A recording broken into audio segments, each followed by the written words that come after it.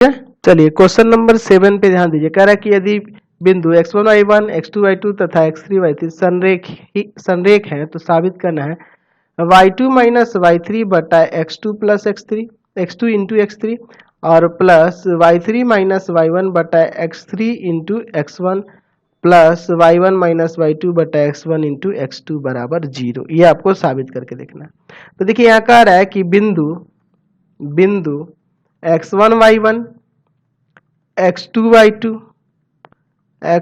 y2 तथा x3 y3 संरेख है।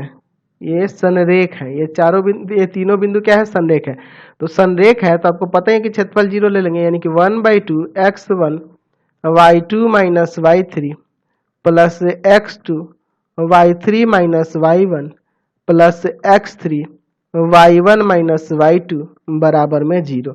ये 1/2 उधर जाएगा तो 0 हो जाएगा, कोई दिक्कत नहीं है। यहाँ पे ऐसे भी तो लिख सकते हैं x1 y2 minus y3 plus x2 y3 minus y1 और plus x3 y1 minus y2, यही ना है आपका बराबर में 0, क्योंकि 1/2 है, 0 में भाग करेगा तो 0 ही आ जाएगा। अब आपको करना क्या होगा, ये लाने के लिए देखिए क्या करना होगा।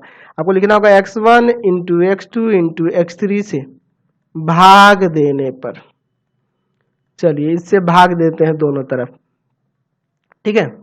x1 y2 माइनस y3 बटा में x1 into x2 into x3 plus x2 y3 minus y1 x1 into x2 into x3 plus x3 y1 minus y2 बटा में x1 into x2 into x3 बराबर में 0।